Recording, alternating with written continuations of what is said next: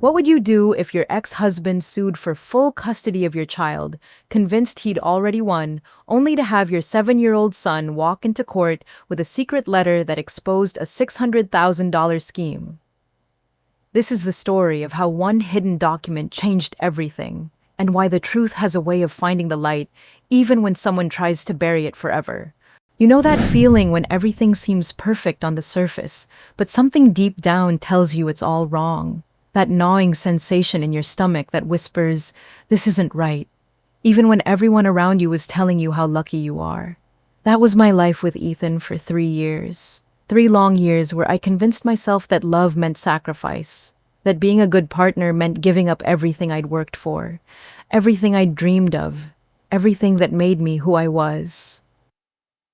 When I first met Ethan at that corporate networking event downtown, he was everything I thought I wanted in a man.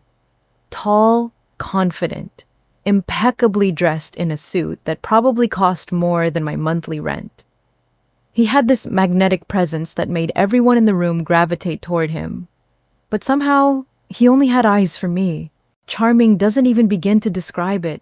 Ethan had this way of making you feel like you were the only person in the room, like your thoughts and opinions were the most fascinating things he'd ever heard. Those first few months were like something out of a romantic movie. He'd show up at my office with my favorite coffee. Somehow he'd remembered that I liked oat milk lattes with an extra shot of espresso. He'd surprise me with weekend getaways to Little Bed and breakfasts in the mountains, places where we could walk hand in hand through quaint downtown streets and talk for hours about our dreams and fears. He'd send me texts throughout the day, not the generic, "How's your day going?" messages, but thoughtful observations about articles he'd read that reminded him of conversations we'd had, or photos of sunsets with captions like, "Wish you were here to see this with me." But it was the way he talked about our future that really got me. He'd paint these beautiful pictures of the life we could build together. A house with a wraparound porch where we'd drink coffee in the mornings, vacations to Europe where we'd explore art museums and eat at sidewalk cafes, maybe even a family someday. He made it all sound so tangible, so within reach, like he was an architect designing our happiness. I was working as a marketing coordinator at a small advertising firm then. It wasn't glamorous. I spent most of my days creating social media content for local restaurants and retail shops, writing copy for newspaper ads that fewer and fewer people read every year. But it was mine. I'd built my career from absolutely nothing, working my way up from an unpaid internship to a position where I actually had my own clients, my own projects, my own small corner of professional respect.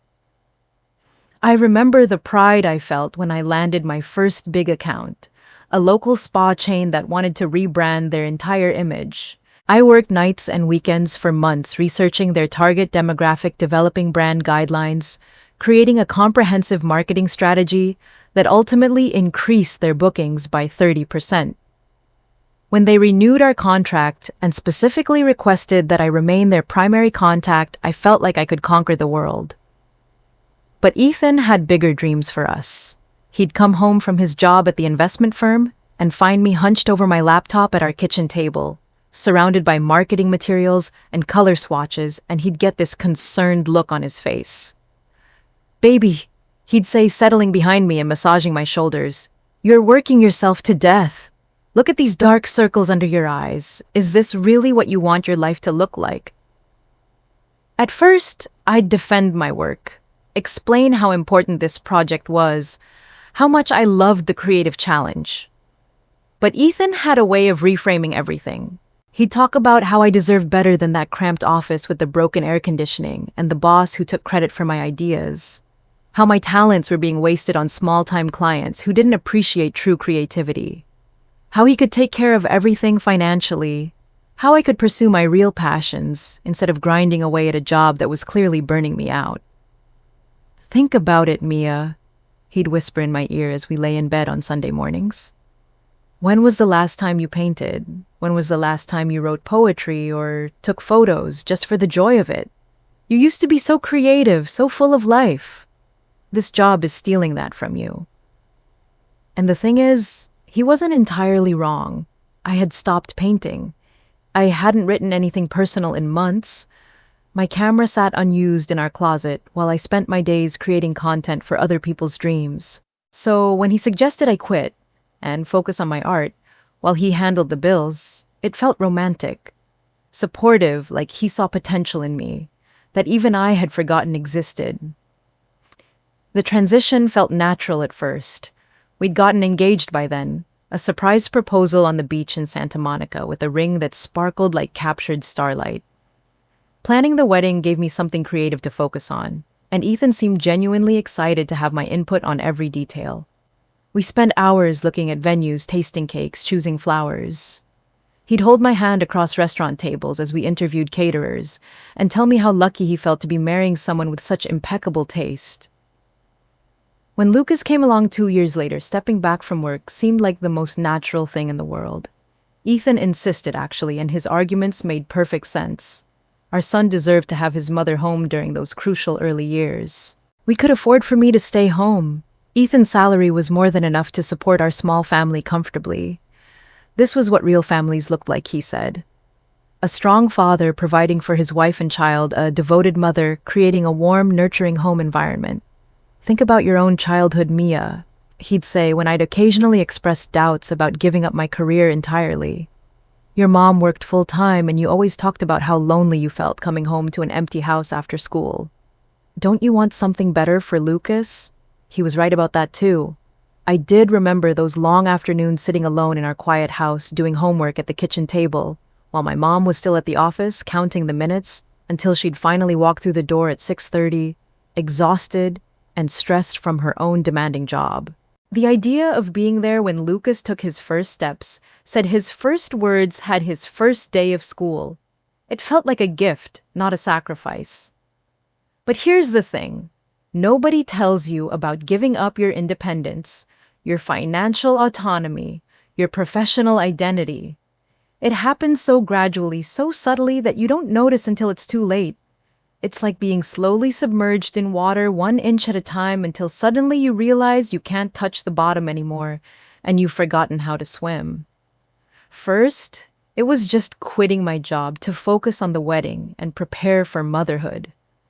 That felt empowering, like I was making a choice about my priorities. Then it was Ethan handling all the finances because he was better with numbers and had more experience with investments and long-term planning. That felt practical, like we were playing to our respective strengths. Then, it was him making decisions about where we lived because he understood the real estate market better. What car we bought because he'd researched safety ratings and resale values. What insurance policies we needed because his company offered better group rates. Even what we ate because he'd started paying attention to nutrition labels and wanted to make sure we were all eating healthy. Slowly, almost imperceptibly, Ethan's opinions became our reality. When I'd suggest getting a part-time job, just something small to keep my skills sharp and contribute financially, he'd remind me how much Lucas needed me home.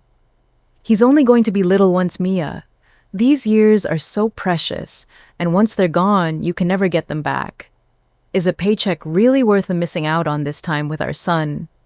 When I wanted to visit my sister in Portland, suddenly we had plans I'd apparently forgotten about. A work function that was important for Ethan's career, or a family gathering on his side that we couldn't miss. I know you miss Sarah, he'd say, but this dinner with my boss could really impact my promotion prospects, and Sarah will always be there. These career opportunities won't. When I tried to access our joint checking account to buy Lucas some new clothes, there were always complications. Passwords that had been changed for security reasons. Statements that were mysteriously missing or delayed. Don't worry about it, honey, Ethan would say. Just tell me what you need and I'll take care of it. You shouldn't have to stress about bills and budgets. That's my job. The control crept in like water through tiny cracks in a foundation invisible at first, but gradually undermining everything. I found myself asking permission for things I'd never thought twice about before.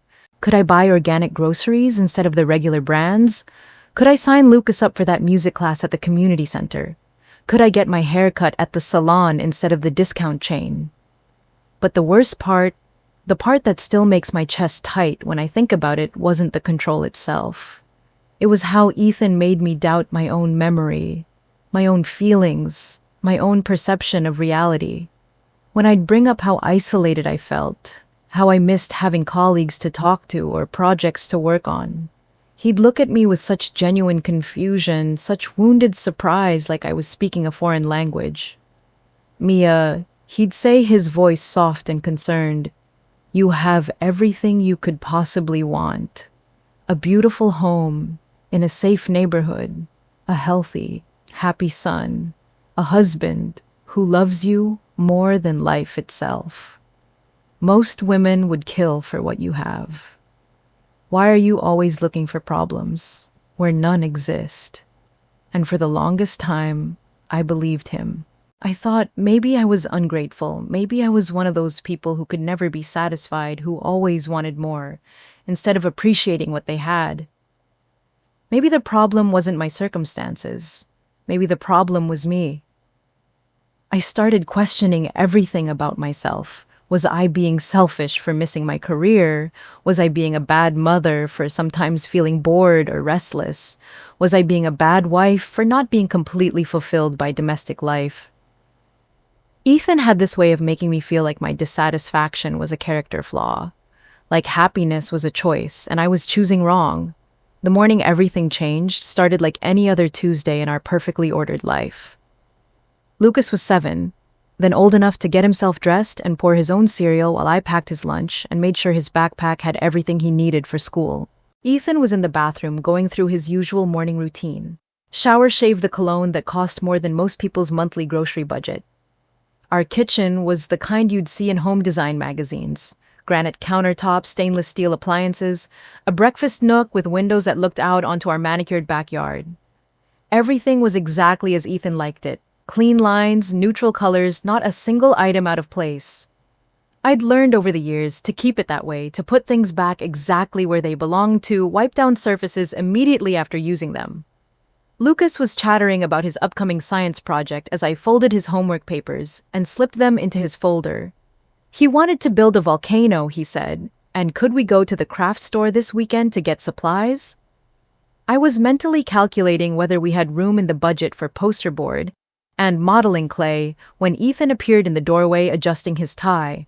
He looked exactly like what he was, a successful investment advisor who managed portfolios worth millions of dollars. His hair was perfectly styled, his shirt crisp and wrinkle-free, his shoes polished to a mirror shine. He kissed my forehead like he did every morning, a gesture that had once felt loving, but now felt more like a ritual, a box to be checked off his daily routine. "I'll be late tonight," he said, grabbing his coffee mug and his leather briefcase. "Big client dinner downtown, don't wait up." "Okay," I replied automatically. "Drive safe." He kissed Lucas on the top of his head, reminded him to listen to his teacher and work hard, and walked out the door. Normal, routine, safe. The sound of his car pulling out of the driveway was as familiar as my own heartbeat. I got Lucas off to school, came home, and started my usual Tuesday routine. Laundry first, darks in one load, lights in another. Everything sorted exactly the way Ethan preferred. Then I'd clean the bathroom's vacuum, the living areas, maybe do some meal prep for the week. It was a quiet, predictable life, and I'd convinced myself that quiet and predictable were good things, that chaos and uncertainty were the enemies of happiness. I was in our bedroom folding Ethan's shirts with the military precision he'd taught me. Collar up sides, folded in bottom, folded up to create a perfect rectangle, when the doorbell rang. For a moment, I considered ignoring it. We weren't expecting any deliveries, and I'd learned to be cautious about unexpected visitors. Ethan didn't like it when strangers came to the house, said it disrupted our family's peace and privacy. But the ringing was insistent, followed by firm knocking that echoed through our 2-story house. Reluctantly, I made my way downstairs and peered through the peephole to see a middle-aged man in a rumpled suit holding a manila envelope. When I opened the door, he looked down at a piece of paper in his hand and asked, "Are you Mia Anderson?" "Yes," I said, though something in my stomach was already starting to twist with dread. "I have legal documents for you, ma'am. I need you to sign confirming that you've received them." Legal documents. The words hit me like a physical blow, even though I had no idea what they could possibly be about. We didn't have any pending legal issues that I knew of. No outstanding debts or property disputes or business problems. My hands were already shaking as I signed his clipboard and took the thick envelope he handed me. I closed the door and stood in our pristine foyer staring at that envelope like it might explode if I opened it. When I finally tore it open and pulled out the papers inside, I had to read the same words over and over because they couldn't possibly be real. Petition for dissolution of marriage. Request for full custody of minor child Lucas Anderson. Grounds irreconcilable differences. And petitioner's concerns regarding respondent's fitness as primary caregiver. The papers fluttered to the floor as my legs gave out, and I found myself sitting on our hardwood floor in a pool of legal documents that were rewriting my entire life without my permission. This wasn't just divorce papers, though that would have been shocking enough. This was Ethan trying to take Lucas away from me, completely claiming that I was somehow unfit to be our son's mother. I called Ethan immediately, my voice breaking, as I asked him what was happening, what this meant, why he hadn't talked to me about any of this. His response is something I'll never forget as long as I live. His voice was cold, professional, completely devoid of the warmth I'd heard every morning for 7 years. He sounded like he was talking to a stranger, someone he'd never held while they cried, or laughed with, over inside jokes, or made love to in the early morning light. "Mia, this is what's best for Lucas," he said simply. "You'll understand eventually." What's best for Lucas? I'd given up everything for our family for him, for the life he said he wanted us to build together. I'd sacrificed my career, my independence, my sense of self, because he'd convinced me that was what love looked like. And now, suddenly, I was the obstacle to our son's well-being. "Ethan, please," I whispered into the phone. "Can't we talk about this? Can't we try counseling or—" "I've already moved out," he interrupted. "I took a corporate apartment downtown. My lawyer will be in touch about custody arrangements." The line went dead, leaving me sitting on our floor surrounded by papers that painted me as financially unstable, emotionally unreliable, and unable to provide a suitable home environment for the child I'd spent every day of the last 7 years loving and caring for. That night, after Lucas was asleep in his race car bed, completely unaware that his world was about to be torn apart, I sat in our kitchen with those papers spread across the table like pieces of a puzzle I couldn't solve. I read every word, every accusation, every carefully crafted argument for why Ethan should have full custody of our son. According to these documents, I was a woman with no job skills, no income, no ability to provide financial stability. I was someone who had become increasingly dependent and isolated, someone whose emotional state made me unsuitable for the responsibilities of single parenthood. Every choice I'd made in the last 3 years, choices that Ethan had encouraged, supported, and insisted upon, were now being used as evidence against me. But as I sat there in the dim light of our kitchen, surrounded by the remnants of the life I thought we'd built together, something started to shift inside me. Maybe it was anger, or maybe it was clarity, but for the first time in years, I could see the situation for what it really was. Ethan hadn't just decided he didn't love me anymore. He'd orchestrated this. He'd spent months, maybe years, positioning me exactly where he wanted me. Financially dependent, socially isolated, professionally irrelevant. He'd convinced me to make myself small, and now he was using that smallness as proof that I was inadequate. But here's what Ethan didn't know about me, what he'd forgotten in all those years of making me believe I needed his permission to exist. I wasn't the same woman who'd given up her job because love felt like enough. I wasn't the naive girl who'd believed that being taken care of was the same as being loved. I was still a mother, and there's nothing more dangerous than a mother fighting for her child. The next morning, I woke up before my alarm with one thought consuming my mind: I needed a lawyer. Not just any lawyer, but someone who could fight for me. Someone who understood what Ethan was trying to do. Someone who wouldn't be intimidated by his expensive legal team and his carefully constructed narrative. The problem was, I had exactly $437 in my personal checking account, money I'd saved from my small household allowance over months of skipping coffee shops and buying generic groceries. $437 to fight a man who made six figures and had clearly already hired what looked like the most expensive legal team in the city. I spent the entire day making phone calls, my voice growing hoarser with each conversation. Law offices of Harrison and Associates. How may I help you? Mitchell Sullivan and Gray. This is Rebecca speaking. Family Law Division, please hold. Over and over, I explained my situation to receptionists who would put me on hold while smooth jazz played in my ear, only to come back with variations of the same crushing message retainer fees starting at $5,000, consultation fees of $300 just to sit down and talk of payment plans that required down payments I couldn't afford. Some were polite about it, their voices carefully neutral, as they explained that family law was complex and required significant upfront investment. Others weren't so kind. One secretary actually laughed, a short, sharp sound that cut through the phone line like a knife, when I asked about sliding scale fees or pro bono options. Honey, she said, this isn't legal aid. If you can't afford our rates, maybe you should try the public defender's office. But the public defender's office handled criminal cases, not custody disputes. The Legal Aid Society had a 6-month waiting list and only took cases involving domestic violence with police reports. The Women's Resource Center gave me a list of lawyers who sometimes worked for reduced fees.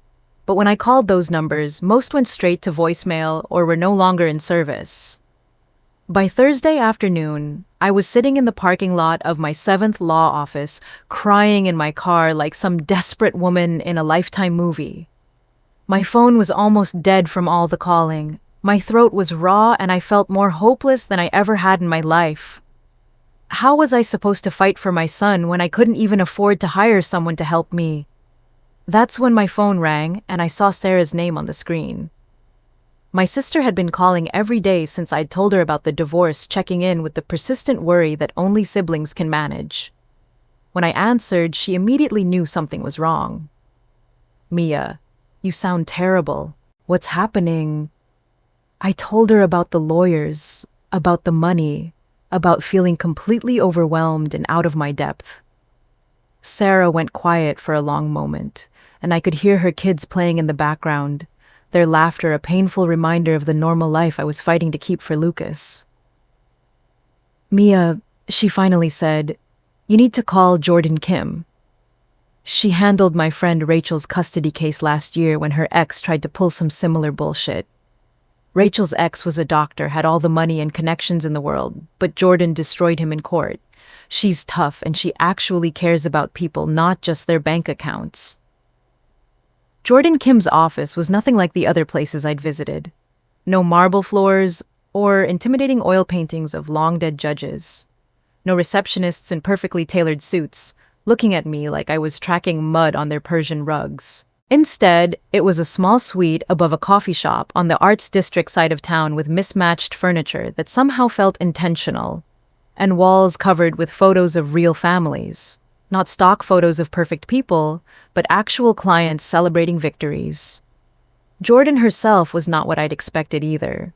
She was probably in her early 40s, with graying hair pulled back in a practical ponytail and laugh lines around her eyes that spoke of someone who'd seen enough of life to find humor even in difficult situations. She wore a simple black dress and comfortable flats, and when she shook my hand, her grip was firm and warm.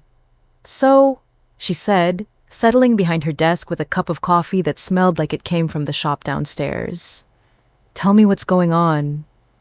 I started to give her the sanitized version, the careful explanation I'd practiced for all those other lawyers. But something about her direct gaze and the way she nodded encouragingly made me tell the truth instead. The whole truth. About how I'd given up my career, about the gradual isolation, about the financial control, about waking up to divorce papers that painted me as an unfit mother. When I finished, Jordan leaned back in her chair and asked me one simple question.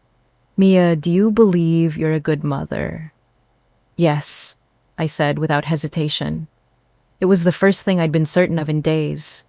Then we're going to prove it, she replied. I'll take your case. We'll work out payment later. Right now, I'm more concerned about getting you prepared for what's coming.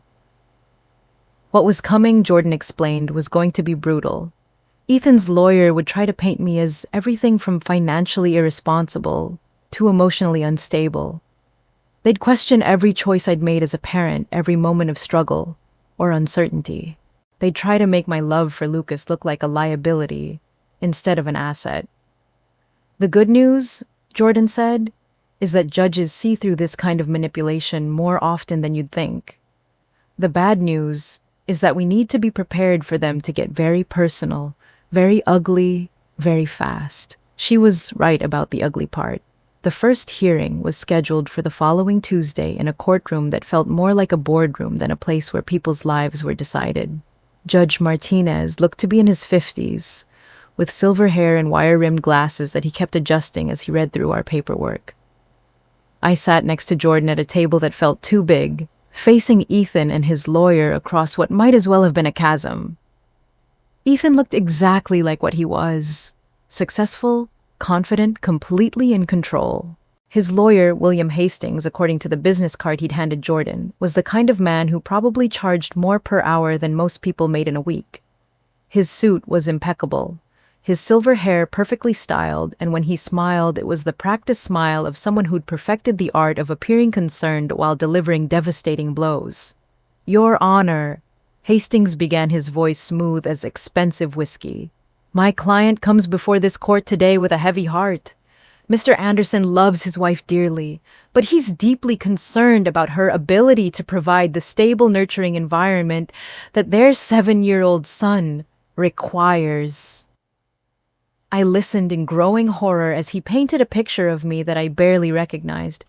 According to him, I was a woman who had become completely dependent on my husband for everything from financial support to basic decision-making. Someone who had voluntarily removed herself from the workforce and then failed to develop any skills or abilities that would allow me to support myself or my child. "Ms. Anderson has been completely reliant on my client for years, Your Honor. She has no income, no savings, and is currently residing in a small apartment that she can barely afford. She has no job skills relevant to today's market, no higher education degree, and no demonstrated ability to provide financial stability for the child." But it got worse. Hastings produced bank statements showing my erratic spending patterns after Ethan filed for divorce, which was actually just me learning to budget for groceries and utilities on a drastically reduced income. He had statements from Ethan claiming I'd been increasingly unstable and prone to emotional outbursts. His interpretation of me crying after receiving divorce papers and occasionally raising my voice when he refused to answer my questions about why he was destroying our family. Furthermore, Your Honor, Ms. Anderson has demonstrated concerning boundary issues, including showing up unannounced at the family residence and attempting to access financial accounts without permission. The family residence. As if the house where I'd lived for 5 years, where I'd brought my baby home from the hospital, where I'd cooked thousands of meals and cleaned countless messes and created the warm, loving environment Ethan was now claiming I couldn't provide. As if that house had never been mine at all. Meanwhile, Hastings continued, his voice growing warmer as he turned to describing Ethan's qualifications. "Mr. Anderson can provide Lucas with everything a growing child needs: private school education, extracurricular activities, a stable home environment with consistent rules and expectations. He has a proven track record of financial responsibility and emotional stability. He's asking for full custody, not out of spite or anger, but out of genuine concern for his son's well-being." I sat there listening to him twist every sacrifice I'd made for our family into evidence of my inadequacy. The fact that I'd quit my job to raise Lucas became proof that I couldn't hold down employment. The modest apartment I'd been forced to move into after Ethan filed for divorce became evidence of housing instability. Even my love for my son was questioned. Apparently, my emotional state and financial desperation made me unsuitable for the responsibilities of primary custody. When Jordan stood up to respond, I could see the fire in her eyes that had made Sarah's friend recommend her so highly. She talked about how I'd been the primary caregiver for Lucas since birth, how I'd volunteered at his school every week for 3 years, how I'd coached his little league team and attended every school play and parent-teacher conference. She presented evidence of my involvement in his daily life, photos of us at the park, at the zoo, building blanket forts in our living room. "Your Honor," Jordan said, her voice strong and clear, "Ms. Anderson didn't lose her job skills by choosing to raise her child. She gained parenting skills. She didn't become financially dependent by choice. She made the sacrifice that thousands of mothers make every day, giving up her career to provide the kind of hands-on parenting that money can't buy. And now, her ex-husband wants to punish her for making the very choices he encouraged and supported throughout their marriage."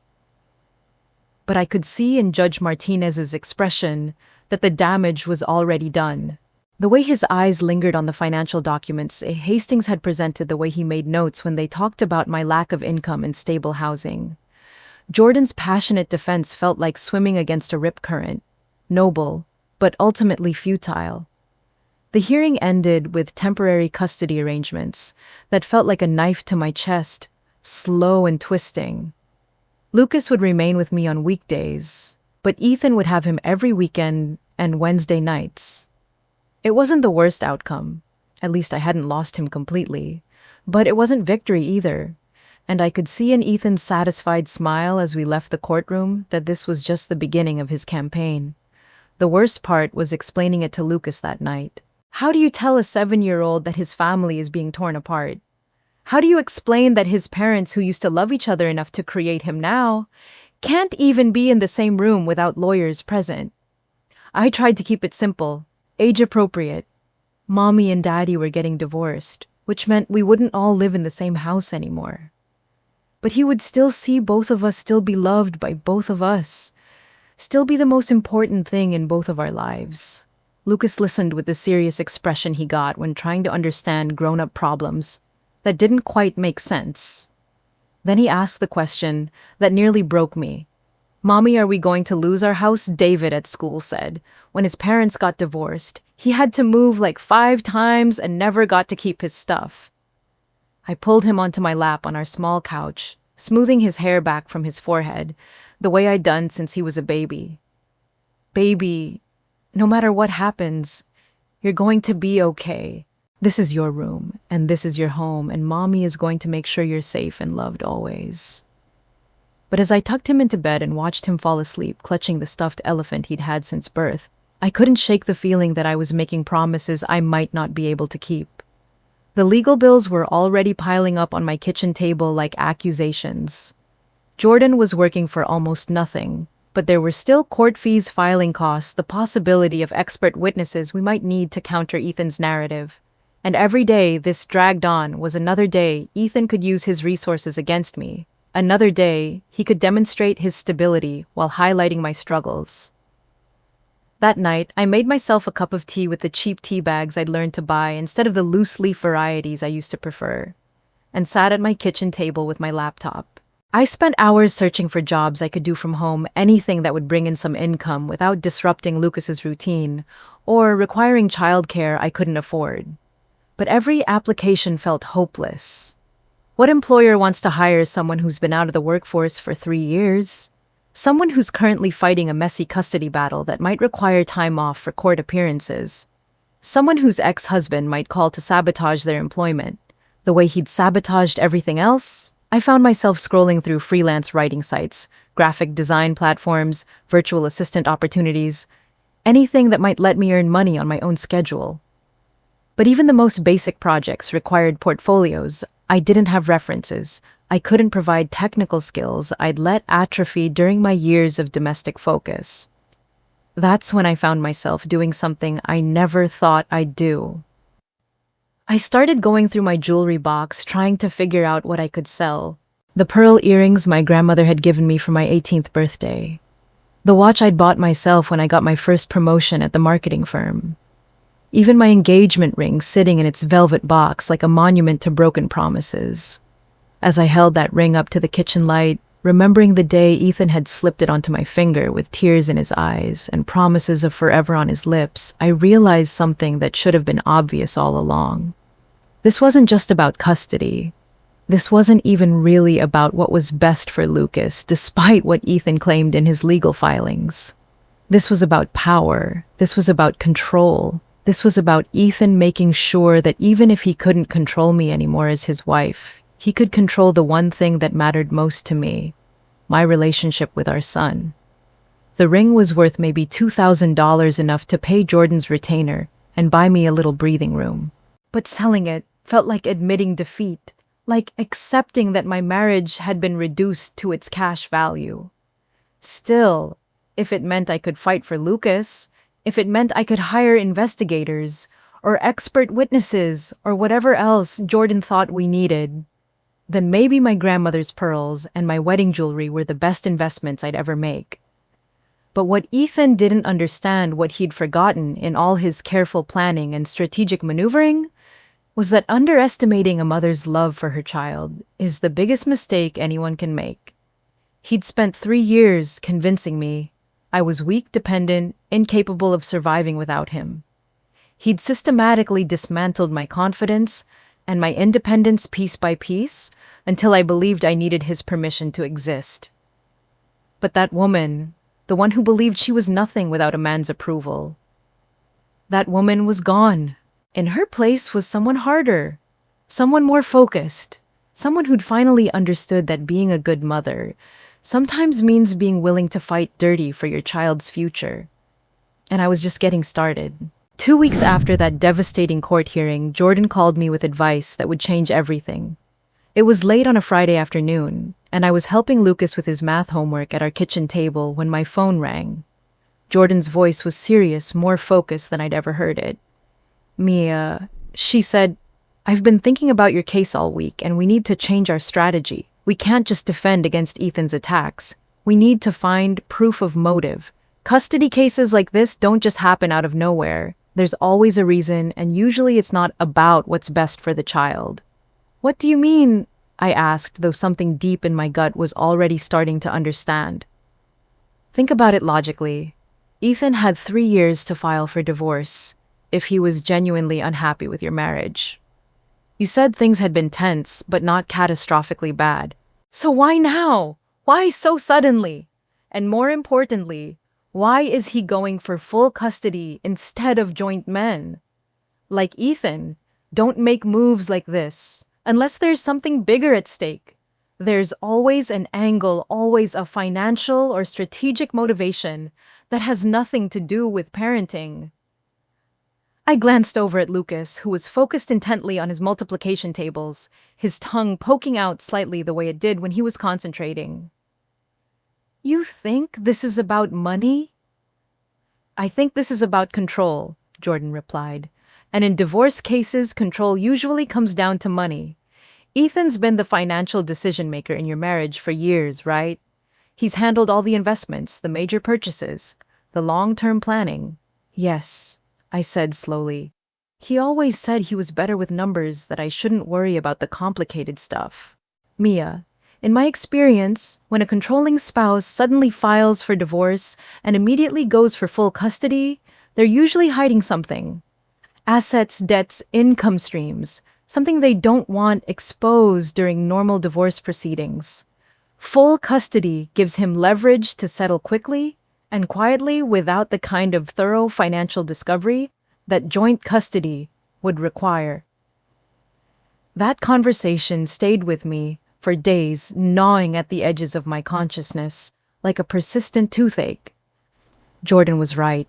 This felt too calculated, too strategic, too perfectly timed.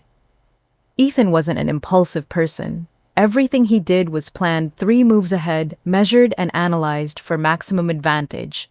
So, what advantage was he trying to gain here? The opportunity to find out came sooner than I expected. It was a Saturday afternoon in early November, one of those crisp fall days when the light slants golden through the trees and makes everything look like a painting. Lucas was supposed to spend the weekend with Ethan, part of our temporary custody arrangement that still felt like knives in my chest every Friday afternoon. I'd dropped Lucas off at the house around noon, our old house, that still felt like home even though I had no legal right to be there anymore. Ethan had seemed distracted during the handoff, checking his phone repeatedly and barely making eye contact with me. He'd given Lucas a quick hug and told him to get his overnight bag from his room, then stood in the doorway drumming his fingers against the frame like he was late for something important. 20 minutes after I got back to my apartment, my phone rang. Ethan's name on the screen made my stomach clench. He never called unless something was wrong with Lucas. "Mia," he said, his voice tight with what sounded like stress. "I need you to come pick up Lucas. I have an emergency work meeting that just came up and I can't reschedule it." An emergency meeting on Saturday afternoon. "It's a client crisis," he said impatiently. "International markets, different time zones. You wouldn't understand. Can you come get him or not?" Something about his tone seemed off, rushed, and evasive in a way that wasn't typical for Ethan, even during our worst arguments. But Lucas was my priority, not figuring out whatever work drama Ethan was dealing with. "Of course," I said. "I'll be there in 20 minutes. When I arrived at the house, Ethan's BMW wasn't in the driveway. The front door was locked, but I still had my key. Something I probably should have returned, but somehow hadn't been able to bring myself to do. The house felt strange and empty, like a museum exhibit of someone else's life. Lucas came running to greet me, his face lighting up the way it always did when he saw me, but there was confusion in his eyes too. "Mom," he said, throwing his arms around my waist. "I thought I was staying with Dad this weekend." "Change of plans, baby," I said, smoothing his hair. "Dad had to go to work.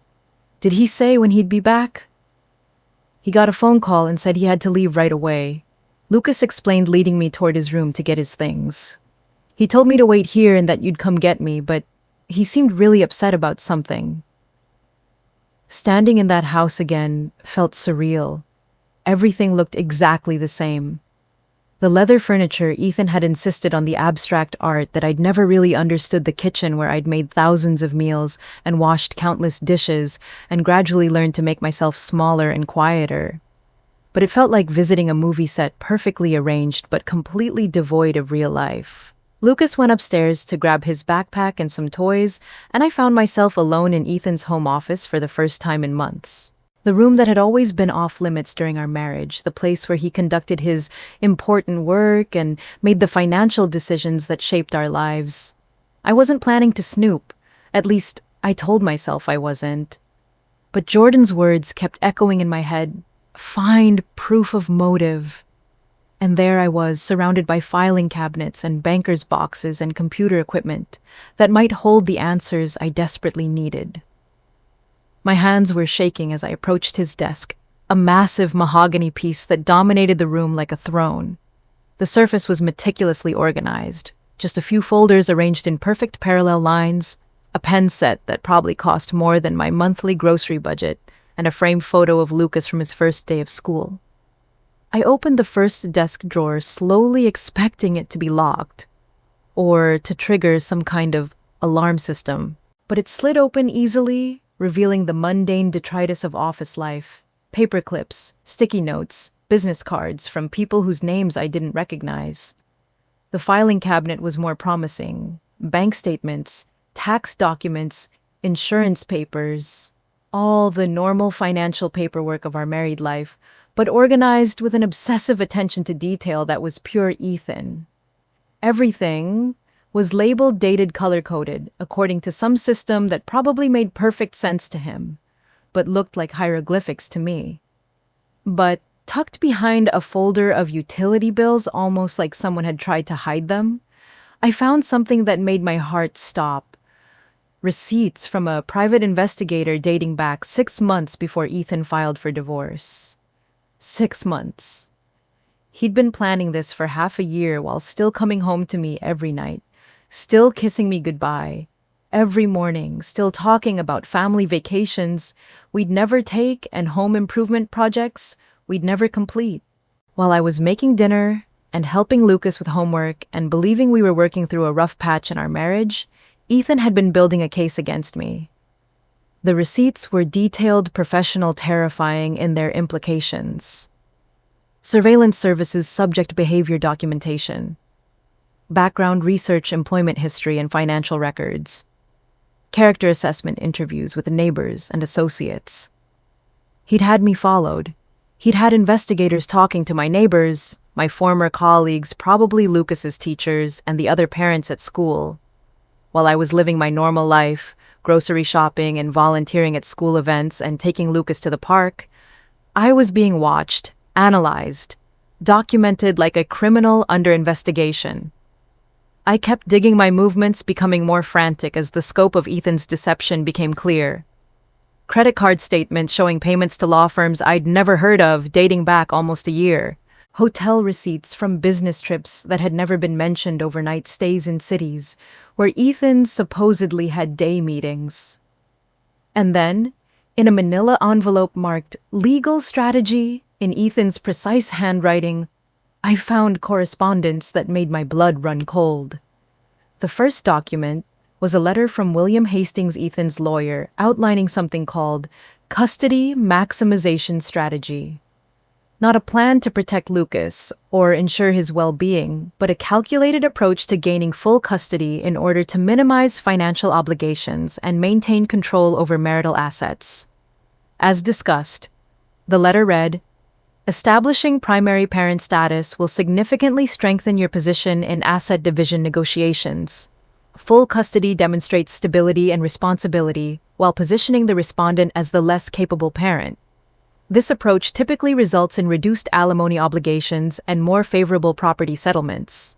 There were bullet points outlining my vulnerabilities, employment history gaps, emphasize inability to maintain steady work. Financial dependence, highlight lack of independent resources. Social isolation, document limited support network. Emotional instability, note any instances of depression, anxiety, or erratic behavior. It was a blueprint for destroying my credibility, using every sacrifice I'd made for our family as evidence of my inadequacy. The years I'd spent raising Lucas were reframed as unemployment. The trust I'd placed in Ethan to handle our finances became proof of my incompetence. Even my grief over our crumbling marriage was weaponized as emotional instability. But the most damning document was a psychological evaluation report. Not of me, but of Ethan himself. Apparently, Hastings had recommended that Ethan undergo evaluation to strengthen his case, expecting it to confirm his fitness as a parent and primary caregiver. But the results were nothing like what they'd anticipated. Dr. Rebecca Martinez, a licensed clinical psychologist, had noted significant controlling tendencies, narcissistic personality traits, and concerning attitudes toward parental authority and family dynamics. Her report described someone who viewed relationships in terms of power and control, who struggled with empathy and emotional intimacy, and who showed limited understanding of child development and emotional needs. The report was devastating for Ethan's case, which is why it had never been submitted to the court. Instead, there was a memo from Hastings about finding a different evaluator, someone who might be more cooperative with their narrative. They'd shopped around until they found a psychologist willing to evaluate Ethan based on prepared talking points rather than clinical observation. I was photographing these documents with my phone, my hands shaking so badly I could barely hold it steady when I heard Lucas calling from somewhere upstairs.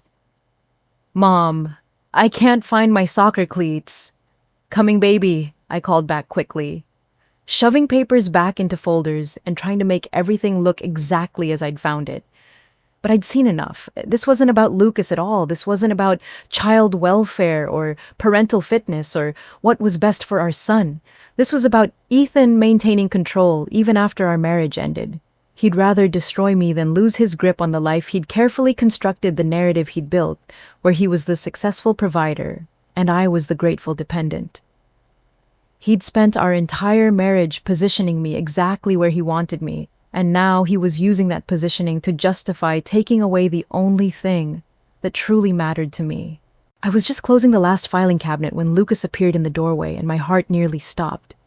He was holding something in his small hand, a folded piece of paper that looked like it had been hastily hidden and then forgotten. "I found this stuck in the back of Dad's desk drawer when I was looking for my cleats," he said, holding it out to me with the curious innocence of a child who had no idea he might have just saved our entire case. "It has your name on it." My hands trembled as I took the paper from him.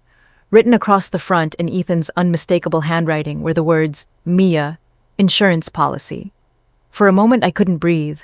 The house felt impossibly quiet around me, as if even the walls were holding their breath. Lucas was looking at me with concern, probably wondering why I'd gone so pale, why my hands were shaking like I'd seen a ghost. "Mom, are you okay?"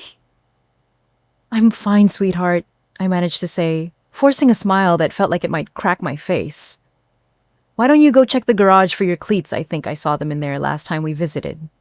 As Lucas disappeared down the hallway, his footsteps echoing in the empty house, I stared at that folded paper, afraid to open it, but knowing I had to. Whatever was inside it was something Ethan had felt important enough to label with my name, and the words, "insurance policy." The familiar sounds of the house, the hum of the refrigerator, the tick of the grandfather clock in the living room, the creak of floorboards upstairs as Lucas searched for his soccer gear, all seemed muted, as if the very air was thick with secrets waiting to be revealed. I could hear Lucas rummaging around in the garage, his voice echoing as he called out that he'd found his cleats and was also looking for his good soccer ball. Any moment he'd come back and we'd leave this house behind again, returning to our small apartment and our uncertain future. But first, I had to know what Ethan had been hiding. My fingers found the edge of the paper, and slowly, carefully, I began to unfold what would turn out to be the key to everything. What I found inside would change not just our custody case, but my entire understanding of the man I'd spent 7 years married to, and the lengths he was willing to go to maintain control over the life we'd built together. What I found in that letter changed everything. It was a detailed strategy memo Ethan had written to himself, outlining exactly how he planned to manipulate the custody proceedings. Not to protect Lucas, but to protect his assets. The letter laid out a timeline.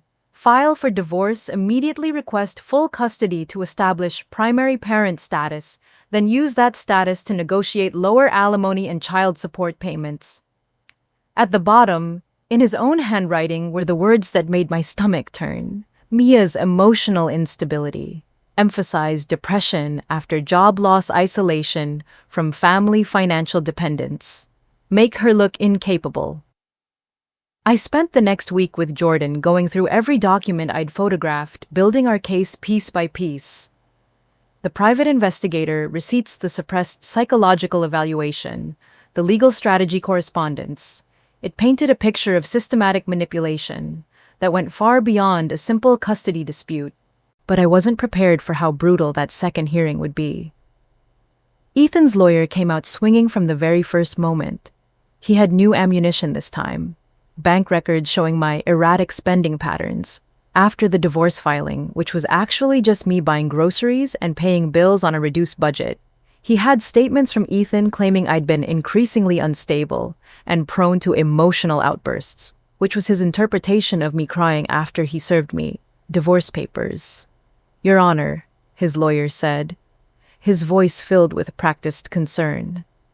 "Since our last hearing, Mr. Anderson has documented several incidents that raise serious questions about Ms. Anderson's fitness as a primary caregiver. She has shown up unannounced at the family home, engaged in what can only be described as erratic financial behavior, and has been observed in emotional distress during several of the custody exchanges." I felt like I was watching someone tear apart a version of myself that didn't exist. Every normal reaction to an impossible situation was being twisted into evidence of my inadequacy. The fact that I'd used my key to enter my former home was presented as boundary violations. My tears during difficult conversations with Lucas were emotional instability. Even my attempts to find work were somehow proof that I was prioritizing career over motherhood. Jordan objected repeatedly, but the damage was being done. I could see it in the courtroom. The court reporter's sympathetic glances, the bailiff's uncomfortable shifting, even the judge's furrowed brow as he took notes. Ethan sat at his table looking perfectly composed, the picture of a concerned father just trying to protect his son. When Jordan stood up for our response, I could see the fire in her eyes that I'd come to depend on. She methodically went through our evidence. The private investigator receipts, the suppressed psychological evaluation, the correspondence about custody maximization. She painted a picture of calculated manipulation that was devastating in its clarity. But then something unexpected happened. Lucas, who had been sitting quietly in the back of the courtroom with my sister, suddenly stood up. "Excuse me," he said, his young voice cutting through the formal atmosphere like a knife. "May I show the judge something?" The courtroom went dead silent. Ethan's lawyer immediately objected, but Lucas was already walking toward the judge's bench, holding something in his small hand. "Lucas!" "No," Jordan whispered urgently, reaching out to guide him back to his seat. "You can't just—" But Judge Martinez held up his hand. "What do you have there, son?" "I found this in my dad's desk," Lucas said, his voice stronger now. "It has my mom's name on it, and I think it's important." My heart stopped. He was holding the letter, the insurance policy letter that I'd carefully photographed but left behind. Somehow, Lucas had gone back and gotten the original. Ethan's face went white. His lawyer was on his feet, objecting frantically, but Judge Martinez was already reaching for the paper. "Your Honor, this is highly irregular," Ethan's lawyer protested. "A child cannot introduce evidence. I'll decide what's admissible in my courtroom," Judge Martinez said quietly, his eyes scanning the letter. The silence stretched on for what felt like hours as he read every word. When he finally looked up, his expression had completely changed. "Mr. Anderson," he said, his voice ice cold, "did you write this document?" I watched Ethan's carefully constructed facade crumble in real time. His mouth opened and closed like a fish out of water. His lawyer was whispering urgently in his ear, but Ethan seemed frozen. That document was private attorney-client communication," he finally stammered. "No, Mr. Anderson," Judge Martinez replied, holding up the letter. "This appears to be your personal notes about how to manipulate these proceedings to minimize your financial obligations while using your son as leverage. Is that an accurate assessment?" The courtroom erupted. Ethan's lawyer was demanding a recess. Jordan was trying to maintain order, and I was sitting there watching my ex-husband's lies finally catch up with him. But it was Lucas who brought everything back into focus. He walked over to where I was sitting and took my hand. "I'm sorry I went back to get it, Mom," he whispered. "But I heard Dad on the phone talking about taking me away from you, and I knew that letter was important. I know you've been sad, but you're still the best mom in the world." That's when I finally broke down.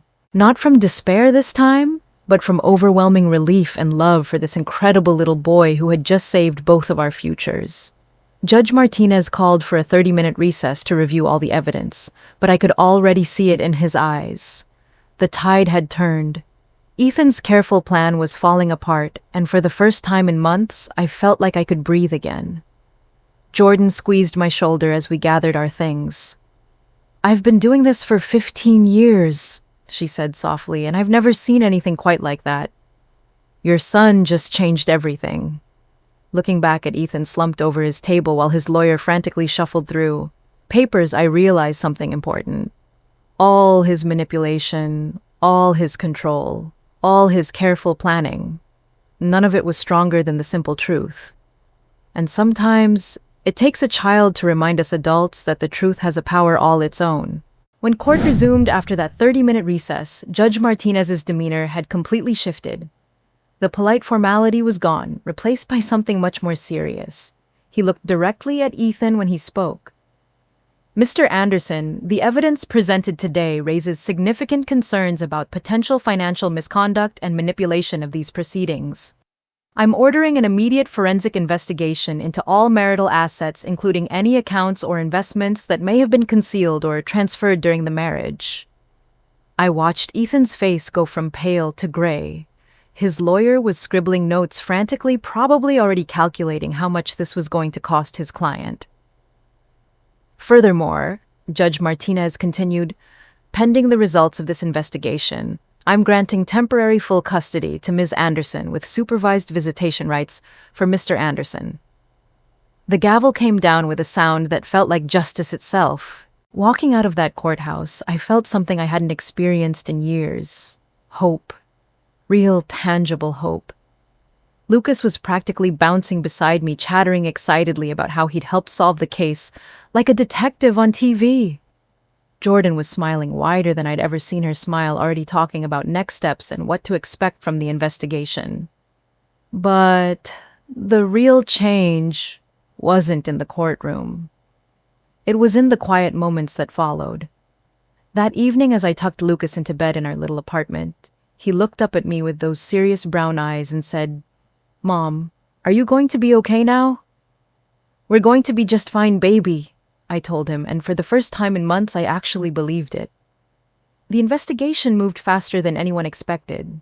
Judge Martinez had appointed a forensic accountant named Patricia Wells, a woman with 30 years of experience uncovering hidden assets in divorce cases. Within a week, she was calling Jordan with updates that left us both speechless. "Mia," Jordan said during one of our phone calls, "you need to sit down for this. Patricia found 3 offshore accounts that Ethan opened over the past 2 years. He's been systematically moving money out of your joint accounts and into investments you never knew existed." But that was just the beginning. Over the next several days, Patricia's investigation revealed a web of financial deception that was staggering in its scope. Shell companies registered in Delaware that existed only to hide assets, investment accounts in the names of Ethan's business partners that were actually controlled by him. Even a vacation property in Montana that had been purchased entirely with marital funds but titled only in his name. The most shocking discovery came on a Thursday afternoon. Patricia called me directly this time, her voice a mixture of professional detachment and genuine outrage.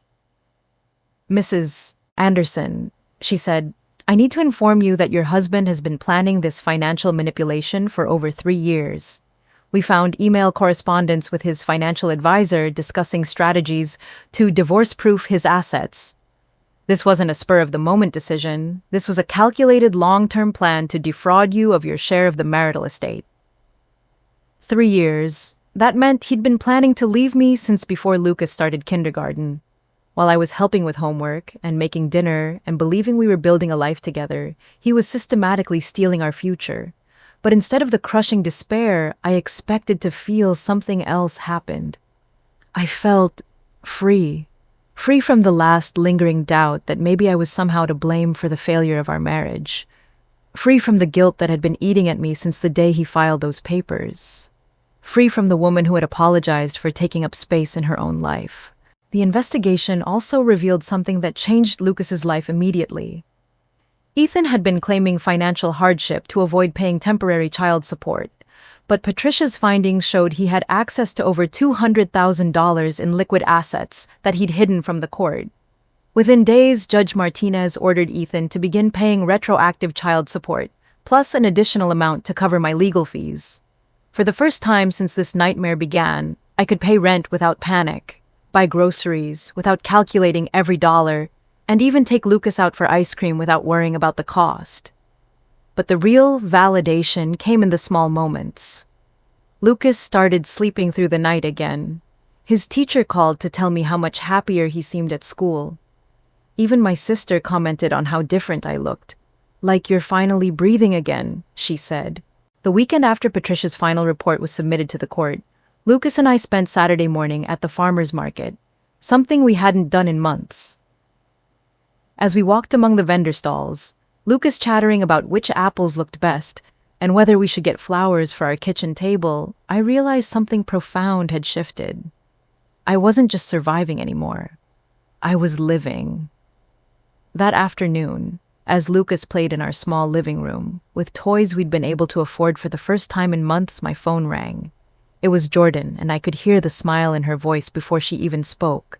"Mia," she said, "Patricia just submitted her final report to Judge Martinez. The total amount of assets Ethan attempted to conceal is over $400,000. This isn't just grounds for reversing the custody decision. This is potentially criminal fraud." I sank onto my couch, watching Lucas build an elaborate castle with his blocks, and felt a calm settle over me that I hadn't experienced in years.